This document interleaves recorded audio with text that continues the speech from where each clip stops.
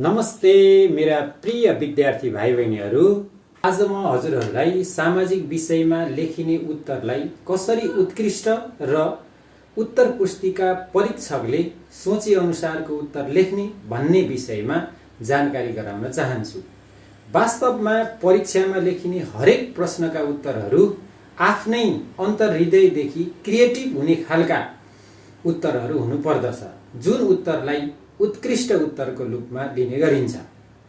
अझ सामाजिक विषयको उत्तर लेखन विधिमा विद्यार्थीहरूकै क्रिएटिभिटीमा लेखिएको उत्तरलाई त झन् अझ बढी प्राथमिकता दिने गरिन्छ। सामाजिक अध्ययनमा हजुरहरूलाई ग्रुप क, ख र ग गरी 3वटा समूहमा प्रश्नहरू सोध्ने गरिन्छ। 1 अङ्कमा आउने क ग्रुपको प्रश्नहरूमा विशेष गरी मिति र सामान्य डेफिनेसन दिनुपर्ने प्रश्नहरू सोध्ने गरिन्छ। हजुरहरूले मितिहरू उल्लेख गर्ने बेलामा एडी र बिएस उल्लेख गर्न बिर्सिन सक्नुहुन्छ, तसर्थ यस्तो खालको नर्मल र माइनर मिस्टेकहरू गर्दै नगर्नुहोला। सँगसँगै सामाजिक अध्ययनमा ग्रिड अनुसार विभिन्न च्याप्टरबाट प्रश्नहरू आउन सक्ने हुनाले सोको डेफिनेसनहरूलाई बुकमा भए अनुसार वा मैले नोट गरिदिए अनुसारका उत्तरहरू अध्ययन गर्न नबिर्सिनुहोला। यसका साथसाथै नेपालमा घटेका समसामयिक घटना र विश्व परिवेशमा घटेका महत्त्वपूर्ण घटनाहरू थाहा पाएको एकदमै राम्रो।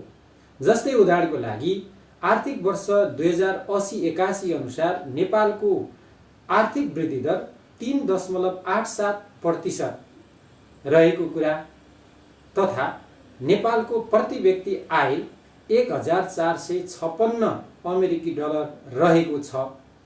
त्यस्तै रुस र युक्रेन बीचको युद्ध सन् 2022 फेब्रुअरी 24 सुरु भएको थियो। यस्तो खालको समसामयिक घटनाहरूलाई यहाँहरूले अध्ययन गरेको एकदमै राम्रो हुन्छ। अब कुरा गरौँ समूह ख को।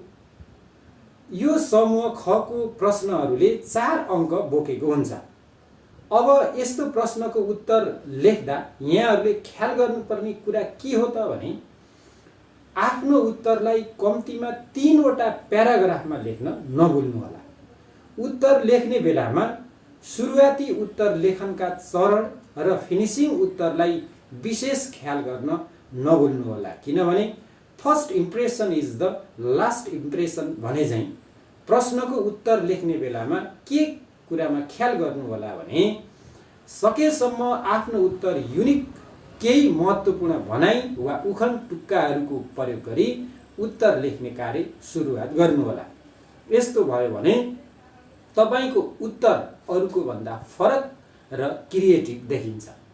यसका साथै उत्तरसँग सम्बन्धित विषयवस्तु मिल्छ भने कुनै फ्लोचार्ट, डायग्राम वा चित्र समेत देखाउन सक्नुहुन्छ भने त झन् सर्वोत्कृष्ट नै भइहाल्यो। अब हामी कुरा गरौँ ग्रुप ग अन्तर्गतको। अब यो ग्रुप सी अन्तर्गतको प्रश्नमा चाहिँ उत्तर दिनुपर्ने प्रश्नहरूमा यसमा आउने प्रश्नहरूले 7 मार्क्स क्यारी गरेको हुन्छ।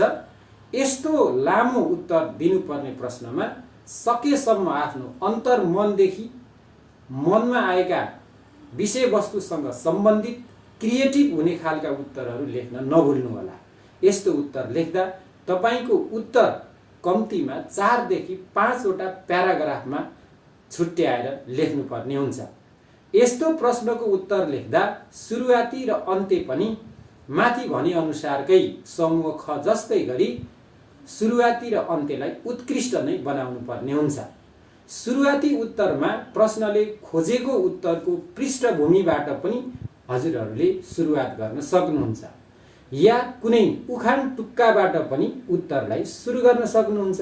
तर याद गर्नुहोस्, यस्ता खालका उखान टुक्काहरू प्रयोग गर्दा प्रश्नसँग सान्दर्भिक हुने खालका हुनुपर्दछ, होइन भने कबाबमा हड्डी भने झैँ पनि तपाईलाई हुन सक्छ। त्यसैले प्रश्नसँग सान्दर्भिक भनाइ उखान टुक्का मात्रै यहाँले प्रयोग गर्नुहोला। यसरी लामो उत्तर दिनुपर्ने प्रश्नहरूमा यहाँहरूले आफ्नो उत्तरलाई सकेसम्म मौलिकपन झल्काउने खालको उत्तरहरू दिनुहोला। हरेक परीक्षामा नक्सा बनाउने प्रश्न प्राय स्योर आउने गर्दछ। तसर्थ यसरी स्योर आउने प्रश्नमा यहाँहरूले अभ्यास गर्न चाहिँ नबिर्सनुहोला। नक्सा बनाइसकेपछि नक्सामा सङ्केत भर्न र नक्सामा प्रयोग गरिएको 20 बाई 12 सेन्टिमिटरको लाइन बाहेक अन्य सबै प्रकारका लाइनहरूलाई मेटाउनुहोला। उत्तर दिशा र स्केल देखाउन नभुल्नुहोला। अहिलेको एसई परीक्षाको समय तालिका अनुसार यही चैत 13 गते सामाजिक अध्ययन विषयको परीक्षा रहेकोले जसलाई आज मैले सजेसन गरे अनुसार उत्तर लेख्नुहोला, जसमा यहाँहरूले लेखेको उत्तर लेखन शैली अनुसार उत्तर लेखेर परीक्षामा उत्कृष्ट जिपिए सहित उत्तीर्ण हुनुहोला भन्ने अपेक्षा र शुभकामना दिन चाहन्छु। धन्यवाद।